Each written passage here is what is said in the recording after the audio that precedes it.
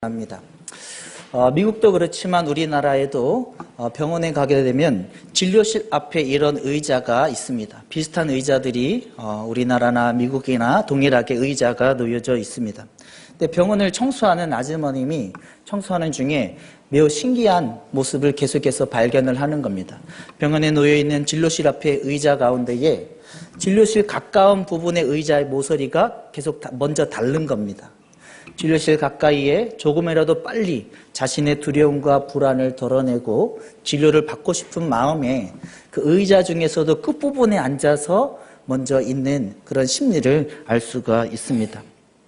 미국의 심장의인 마이어 프리드먼이라고 하는 의사가 바로 이러한 현상을 보고 조급증이라고 하는 것을 발견을 했습니다. 이 단어를 처음 발견하고 어떤 사람들이 불안과 두려움 가운데에 먼저 진료를 받고 불안과 두려움을 덜어내고 싶은 그런 마음의 심리에 대해서 이 단어를 가장 먼저 발견한 것을 알 수가 있습니다.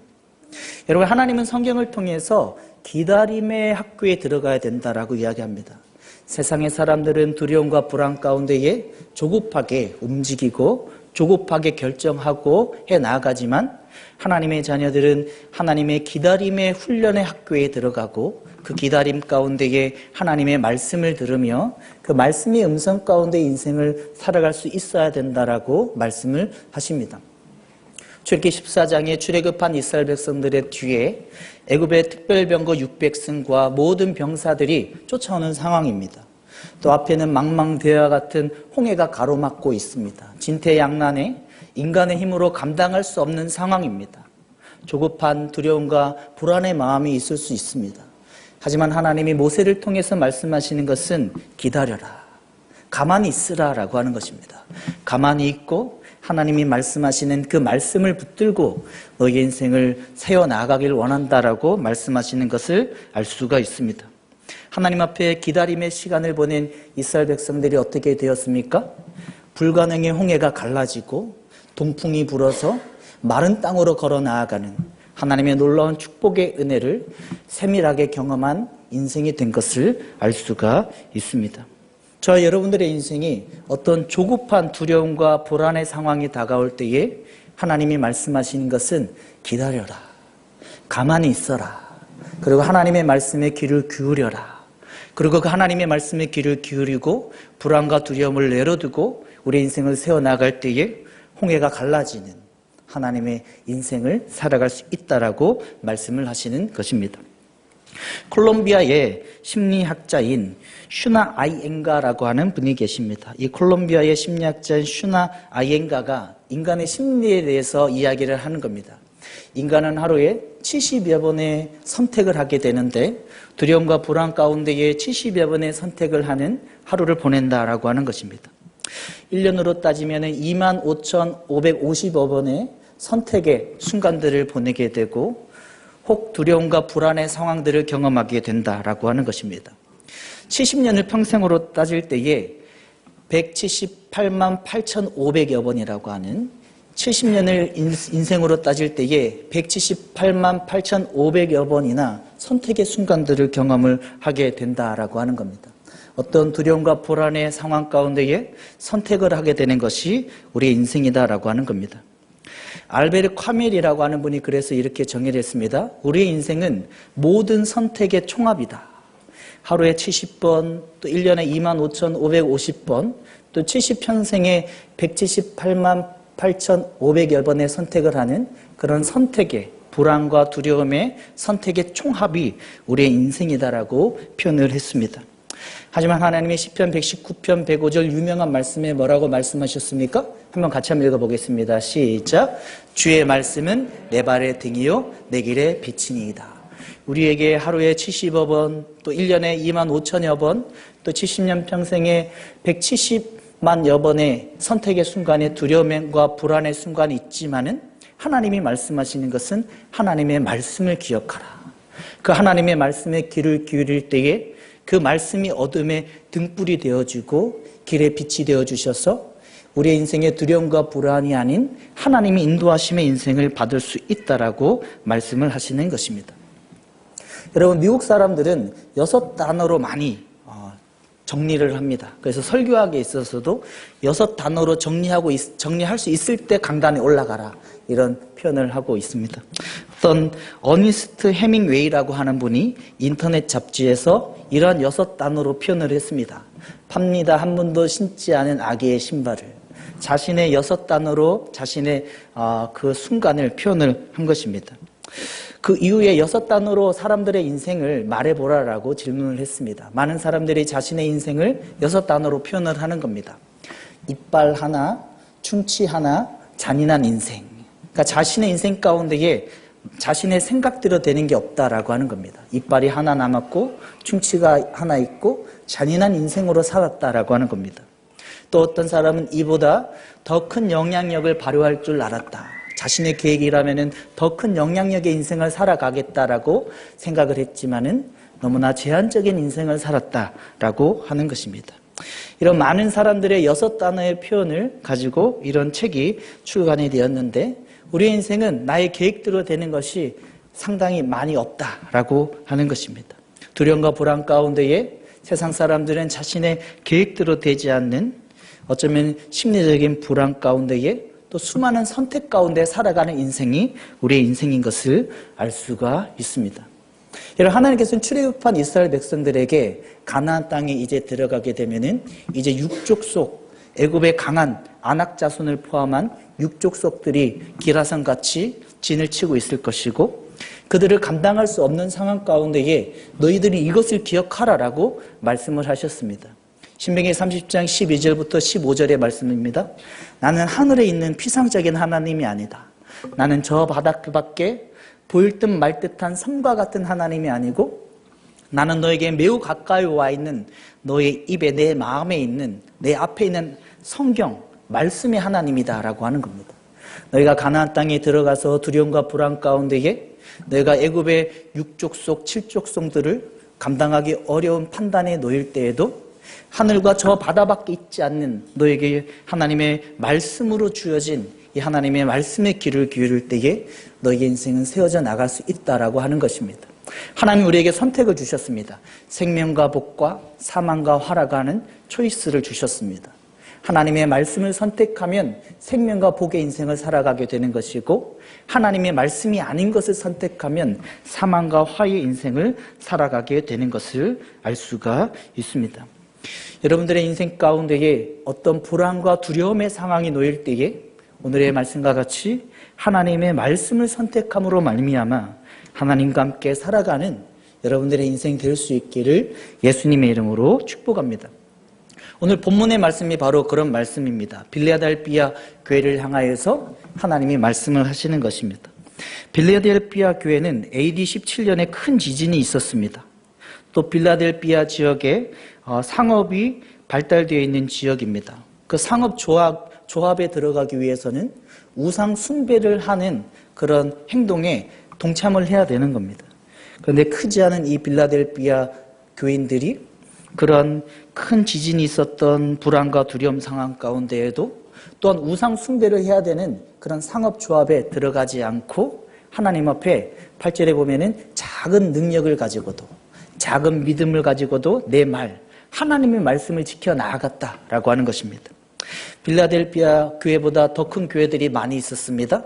그럼에도 하나님이 빌라델피아 교회를 매우 칭찬하시는 것입니다. 내가 작은 능력을 가지고도 내 말, 하나님의 말씀을 지켜 나아갔으니 하나님이 예수 그리스도를 통한 열린 문을 주신다라고 하는 것입니다. 어쩌면 이 연말을 맞아서 어쩌면 우리의 인생에 닫힌 문을 경험하는 성도님들이 있을 수가 있습니다. 또 연말이 아니어도 나의 인생의 전체를 바라볼 때에도 나의 힘으로 되지 않는 두려움과 불안의 상황들 가운데에 닫힌 문들을 경험할 때가 있습니다.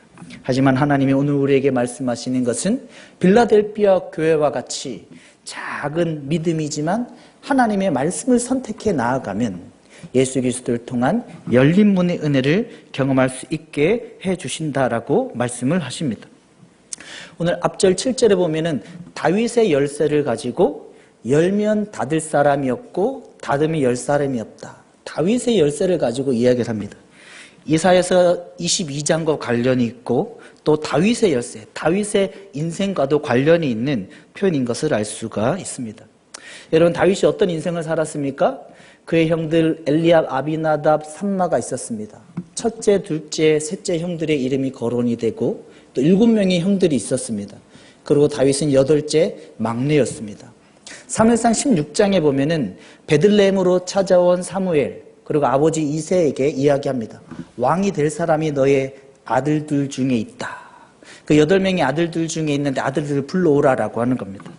그런데 다윗은 하카톤이라고 하는 히브리어로 하찮은, 양치는 일을 계속하고 있었습니다. 어쩌면 다윗은 아버지 이새에게도 인정받지 못한 그런 하찮은, 양치는 일을 하였고, 그의 형들 엘리압과 아비나답, 삼마는 그 당시에 인정받는 농업의 일을 했던 것으로 짐작이 됩니다. 다윗은 그렇게 아버지에게도 인정받지 못한 말제, 8제의 그런 양치는 하카톤의 하찮은 인생을 살았지만 다윗은 어떤 인생이었습니까? 하나님의 말씀을 붙들었습니다. 그 하나님의 말씀을 붙들고 그의 인생을 세워나갈 때에 열린 문의 인생을 계속해서 경험하게 되는 다윗의 열쇠를 가지신 그 예수 그리스도를 경험하는 다윗의 인생임을 우리가 확인할 수가 있습니다. 그 다음 장 사무엘상 17장에 어떤 이야기를 우리에게 소개합니까? 그의 형들 엘리압, 아비나답, 삼마가 블레셋과의 골리앗의 전쟁 가운데 나아가서 이스라엘의 모든 사람과 그 3명의 형들은 전장의 기구 뒤에 숨어서 떨고 있는 두려움의 상황 가운데 놓여 있는데 다윗은 어떻습니까? 너는 칼과 창과 힘으로 내게 오려니와 나는 만군의 여호와의 이름으로 내게 나아간다. 골리앗을 향하여서 담대히 물매를 돌리며 달려나가는 걸 볼 수가 있습니다. 여러분, 다윗 스토리를 보면은 다윗은 전쟁할 때에 비스듬히 달린 적이 없습니다. 17장 48절을 보면은 블레셋 사람을 향하여 빨리 달렸다. 저는 이 표현이 너무 멋있습니다. 16, 17살의 그 작은 체구의 다윗이 2m 30, 40이나 되는 그 장대한 골리앗 앞에서 조금도 쫄지 않고 나에겐 하나님의 말씀이 있다. 그 예수 그리스도의 열린 문이 있다라고 하는 믿음을 가지고 쫄아서 옆으로 비스듬히 달리며 물매를 던지지 않고 정면으로 달리면서 물매를 던진 다윗의 모습을 볼 수가 있습니다. 전 다윗 스토리 가운데 사무엘하 22장 30절을 가장 좋아하는데 다윗의 인생에 대해서 마지막에 유언을 하며 이렇게 표현을 하는 겁니다. 나의 인생은 주를 의지하고 적진으로 달리며 내 하나님을 의지하여 성벽을 뛰어넘나이다. 나는 적진으로 정면으로 돌파하고 정면으로 달려나가고 성벽을 뛰어넘는다라고 하는 겁니다. 자신이 비록 8째 말째의 하카톤에 그런 하찮은 양치기의 인생이었지만 하나님과의 관계에 그 말씀을 붙들고 나아감으로 말미암아 그는 소년의 작은 체구임에도 불구하고 골리앗을 향하여서 정면으로 직진하여 달려나아갔고 적진으로 달려나아가며 성벽을 뛰어넘은 다윗의 인생의 모습을 볼 수가 있습니다. 여러분, 여러분들의 인생이 다윗의 형들의 모습과 같이 닫힌 문의 모습으로 두려워서 주저앉아 있는 모습이 아니라 하나님과의 관계, 예수 그리스도의 말씀을 붙듦으로 말미암아 정면으로 달려나아가고 적진으로 달리며 성벽을 뛰어넘는 하나님을 경험하는 여러분들의 인생 될 수 있기를 예수님의 이름으로 축복합니다. 여러분, 다윗의 인생을 볼 때에 다윗이 하나의 완벽한 영웅으로 표현되지 않습니다. 다윗에게도 역시 밧세바를 취하는 그런 약한 모습이 있었고 다윗의 인생 가운데 약한 모습들이 많이 있었습니다. 사무엘상 27장 1절에도 다윗은 사울, 자신의 장인 사울 왕에게 10여 년간의 도피 생활을 하며 위기감을 느꼈습니다. 그래서 자기의 생각대로 판단해서 블레셋 땅 아기스에게로 들어가게 됩니다. 성경의 영웅으로 표현되는 다윗이지만은 하나님께 묻지 않고 자신의 마음의 생각에 따라서 사울 왕의 손에 잡힐까봐 블레셋 땅 그 아기스 왕에게로 들어가는 인간적인 판단을 내린 장면도 성경은 우리에게 소개하고 있습니다. 사무엘상 27장 10절에는 어떻습니까? 블레셋 왕 그 아기스가 오늘 내가 어디 갔다 왔냐? 그때 다윗이 유다 네겝이라고 하는 자신의 동족을 치고 왔다라고 거짓말을 하는 겁니다. 다윗이 완벽한 영웅의 모습이 아니라 그는 자신의 마음의 생각대로 하나님께 묻지 않고 판단할 때가 있었고, 다윗 역시도 인간적인 두려움의 상황 가운데 놓여서 블레셋 아기스 왕에게 신임을 받기 위해서 유다 네겝 동족을 치고 왔다라고 거짓말을 하는 장면도 우리에게 소개하고 있습니다. 또 역대상 13장 1절에는 다윗이 언약궤를 자신의 예루살렘 성 가까이에 모실 때에 하나님께 묻지 않고 천부장과 백부장과 모든 지휘관들과 더불어 의논했다라고 설명하고 있습니다. 하나님의 언약궤를 불러드릴 때에 첫 번째 실패하지 않습니까? 그 실패의 원인의 가장 중요한 게 바로 이것입니다. 역대상 13장 1절에 다윗이 하나님께 묻지 않고 사람과 더불어 의논한 것입니다. 천부장과 백부장과 모든 지휘관들에게 물었던 것입니다. 여러분, 하나님은 오늘 우리에게 이것을 말씀하시는 것입니다. 너의 인생 가운데에도 완벽하지 않아도 괜찮다라고 하는 것입니다. 빌라델피아의 교회와 같이 작은 믿음, 작은 능력이 있는 우리의 신앙의 모습이어도 괜찮다라고 하는 것입니다. 때로는 나의 생각대로 판단해서 움직이고, 때로는 거짓말을 하기도 하고, 때로는 사람들과 의논해서 우리의 인생을 설계해 나아가는 우리의 모습이 있다 할지라도, 빌라델피아 교회와 같이 작은 믿음을 가지고 우리가 살아가는 인생의 모습이라고 할지라도 하나님은 그래도 너희가 하나님의 말씀을 붙들기 위해서 너희가 믿음으로 나아간다면 하나님이 빌라델피아의 교회와 같은 은혜를, 열린 문의 은혜를 경험하게 해주신다라고 하는 것입니다. 우리 인생 가운데 하나님의 말씀을 경험하는 게 중요합니다. 교회에 나올 수 있습니다. 한 주도 빠지지 않고 나올 수 있고, 주중 예배도 다 지키고 나올 수 있습니다. 새벽 기도까지도 다 나올 수도 있습니다. 하지만 여러분들에게 예수 그리스도의 복음의 말씀이 경험되는 은혜가 있을 수 있기를 예수님의 이름으로 축복합니다. 우리의 역사 어거스틴이라고 하는 분이 계십니다. 이 어거스틴은 카르타고라고 하는 그곳에서 소년 시절에 유학을 가서 허랑방탕하고 술에 취하며 또 술집의 여인과 호색하고 또 사생활까지 낳은 그런 인생이었습니다. 이 어거스틴에게 그 밀라노의 한 정원에서 하나님이 톨레레게라고 하는 들고 읽어라라고 하는 라틴어의 음성을 들려주셨고, 들고 읽었을 때에 로마서 13장 13절과 14절의 말씀을 경험하게 해주셨습니다. 같이 한번 읽어보겠습니다. 시작. 낮에와 같이 단정히 행하고 방탕하거나 술 취하지 말고 음란하거나 호색하지 말고 다투거나 시기하지 말고 오직 주 예수 그리스도로 옷을 입고 정력을 위하여 육신의 일을 도모하지 말라. 어거스틴보다 어거스틴을 더 잘하신 하나님께서 어거스틴에게 딱 맞는 말씀으로 만나주시는 것입니다. 루터에게도 어떤 말씀으로 루터를 만나주기 시작하셨습니까? 어릴 때부터 강한 종교 생활을 했던, 교육을 받았던 마틴 루터에게 그가 하나님을 알고 싶어, 복음을 알고 싶어서 젊은 시절 어거스틴 수도원으로 들어가게 되었고, 친구와 산책하는 중에 친구가 번개에 맞아 죽음을 맞이하고, 그 어거스틴 수도원 도서관에서 라틴어 성경을 읽는 중에 로마서 1장 17절을 주의하며 오직 의인은 믿음으로 말미암아 살리라 라고 하는 이 복음의 말씀을 경험하고, 이 마틴 루터는 하나님의 말씀을 경험하는 인생이 되었던 것을 알 수가 있습니다. 마틴 루터보다 마틴 루터를 더 잘하신 하나님께서 그의 신앙의 필요를 채워주시며 로마서 1장 17절의 말씀으로 만나주셨습니다. 그럼 존 버년은 어떻습니까? 존 버년 구두수선권이고 매우 볼품없는 인생이었지만 그가 눈이 내리는 추운 한 겨울에 교회를 찾아가게 되었고, 아가서 4장 1절의 말씀을 듣는 중에 내 사랑 너는 어여쁘도다 라고 하는 그 말씀을 듣는 중에 그에게 하나님의 말씀이 들리기 시작했고, 그 인생은 전부를 들이며 철로 역정이라고 역작을 감옥 속에서 12년 동안 있으며 기록한 모습을 볼 수가 있습니다. 여러분, 우리 인생 가운데는 하나님의 말씀이 들리기 시작하는 게 중요합니다.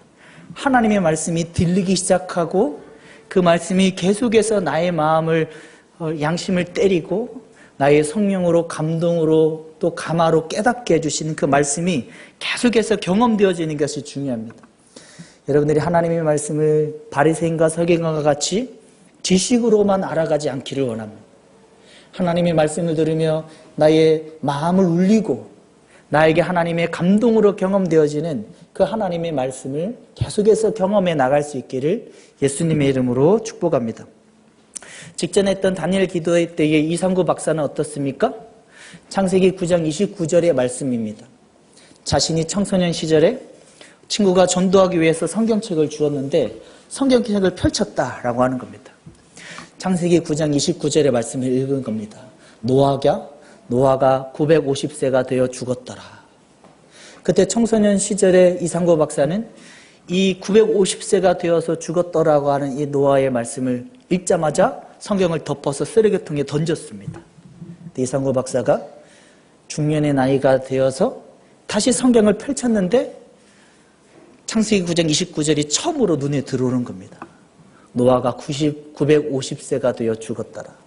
청소년 시절 때는 이 구절을 읽고 덮어서 거짓이라고 쓰레기통에 던졌지만 그의 생각에 이럴 수도 있지라고 하는 그에게 믿음이 다가오게 되었고 하나님의 말씀을 경험하기 시작해서 하나님의 음성을 듣는 인생으로 세워지게 된 것을 볼 수가 있습니다.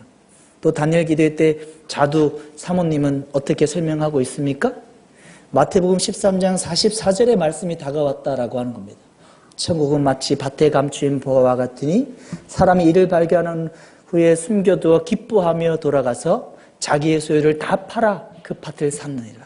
너무나 기쁨의 하나님에 대해서 자두 사모님에게 말씀으로 다가오게 되었고 그 기쁨의 말씀 가운데에 자신의 신앙의 또 사모의 사명의 인생을 감당해 나아갈 수 있었다라고 감증을 하는 것입니다. 여러분 하나님의 말씀을 경험하기 시작하셨습니까? 또 지금 계속해서 하나님의 말씀을 경험하고 계십니까? 그게 바로 복음입니다. 로고스로 요한복음 1장에 하나님께서 육신의 옷을 입으시고 독자의 모습으로 내려오셔서 십자가에서 자신의 살을 찢기고 피와 물을 다 쏟으시며 우리에게 로고스의 말씀으로 주신 그 66권의 말씀이 하나의 정보와 지식으로 다가오는 게 아니라 성령의 감동으로 다가오기 시작하고 우리 인생 가운데 계속해서 경험되어지는 것, 그게 바로 선명한 복음의 로고스의 말씀인 것을 알 수가 있습니다. 오늘 하나님이 빌라델피아 교회를 통해서 우리에게 말씀하시는 것입니다. AD 17년에 큰 지진이 있어서 두려움과 불안이 있었습니다. 상업주압의 우상 숭배 때문에 가입하지 못해서 그들의 생계 가운데에 불안과 두려움이 있었습니다. 하지만 빌라델피아 교회 교인들은 작은 능력을 가지고 작은 믿음을 가지고도 하나님의 말씀을 듣고 그 말씀을 지켜 나아가는 신앙이었기 때문에 열면 닫을 사람이 없고 닫으면 열 사람이 없는 예수 그리스도의 열린 문을 경험하는 인생이 되었던 것을 알 수가 있습니다. 혹 여러분들의 인생 가운데 이게 닫힌 문의 상황을 경험하고 계십니까? 오늘 이 말씀을 붙들 수 있길 바랍니다. 나의 작은 믿음을 가지고도 나의 작은 그 믿음의 능력을 가지고도 하나님의 말씀대로 살기를 원합니다. 하나님 나에게도 하나님의 말씀을 들려주시옵소서. 나에게 한 말씀 한 말씀을 주실 때마다 그 말씀을 붙들고 살아가겠습니다라고 하는 그런 신앙으로 나아갈 때에 하나님께서 우리의 인생을 열린 문의 인생으로 인도해 주신다라고 말씀하시는 것을 알 수가 있습니다. 작은 능력을 가지고 하나님의 말씀을 붙들었던 그 다윗이 경험한 게 무엇입니까? 십자가의 복음 가운데에 목자와 양의 관계를 경험한 것입니다. 작은 능력을 가지고 하카톤의 양치기에 아버지 이새의 눈에도 들지 않았던 그런 다윗이 작은 능력을 가지고도 하나님의 말씀을 붙들므로 그가 경험한 것이 바로 목자와 양의 복음의 관계인 것을 알 수가 있습니다. 시편 23편 1절과 2절에 다윗이 이렇게 고백합니다. 여호와는 나의 목자시니 내게 부족함이 없으리로다. 그가 나를 푸른 풀밭에 누이시며 쉴만한 물가로 인도하시는도다. 여호와는 나의 목자이시다. 십자가의 복음 가운데에 푸른 풀밭과 쉴만한 물가로 부족함이 없이 나의 인생을 채워주시는 하나님의 그 복음의 은혜다라고 고백을 하고 있는 것입니다. 이 목자와 양의 관계가 예수 그리스도의 복음 가운데 우리에게 어떻게 주어졌습니까? 요한복음 10장 9절입니다. 같이 한번 읽어보겠습니다. 시작. 내가 문이 누구지? 내 문 들어가고 구원을 받고 또는 들어가며 나오며 꼴을 얻으리라. 예수님이 문이다라고 하는 겁니다. 그 양들을 그 우리 안에 집어넣고 예수님 스스로 몸으로 그 문에 앉으셔서 그 위협을 온몸으로 막으시며 그 양들을 보호하시고 그 양들을 구원하시며 그들을 돌보고 쉴만한 물과 푸른 풀 바로 부족함이 없는 꼴들을 먹이시는 예수님이 친히 문의 자리에 앉으셔서 문이 되어주셔서 양인 우리의 인생을 보호하시고 인도해 나가신다라고 하시는 것입니다. 오늘 하나님께서 우리에게 이것을 말씀하셨습니다. 우리의 문 대신 그 문의 자리에 직접 앉으셔서 그 위협의 상황 가운데에 온몸으로 찢기시고 막으심으로 말미암아 우리에게 구원과 우리에게 모든 부족함이 없는 인생으로 채워주시는 닫힌 문들 가운데에 열린 문들을 계속해서 경험해 주시는 그 하나님의 은혜를 우리에게 말씀해 주셨습니다. 우리가 어떤 두려움과 불안 가운데에 조급한 상황 가운데에 놓일 때에도 인생의 수많은 선택 가운데에 놓일 때에도 오늘 이 말씀을 기억할 수 있길 바랍니다. 빌라델비아가 작은 능력을 가지고도 하나님의 말씀을 붙들었듯이 다윗이 하카톤의 하찮은 양치기의 인생을 살았지만 하나님의 말씀을 붙들고 적진을 향하여 달려나아가며 성벽을 뛰어넘었듯이 하나님의 열린 문의 은혜를 계속해서 경험해 나아갈 수 있는 저와 여러분들 될 수 있기를 바랍니다. 다윗이 경험한 하나님의 목자 대신 부족함이 없이 채워주시는 그 하나님의 은혜는 우리를 그런 늑대의 위협 가운데에 그 문이 되어주셔서 문자리에 앉으셔서 그의 살과 피를 찢기시고 쏟으시며 우리를 구원하시고 우리를 부족함이 없이 인도하시며 채워주시는 그 하나님의 십자가의 복음의 은혜를 붙들고 경험하며 나아갈 수 있는 여러분들 모두 다 될 수 있기를 예수님의 이름으로 축복합니다.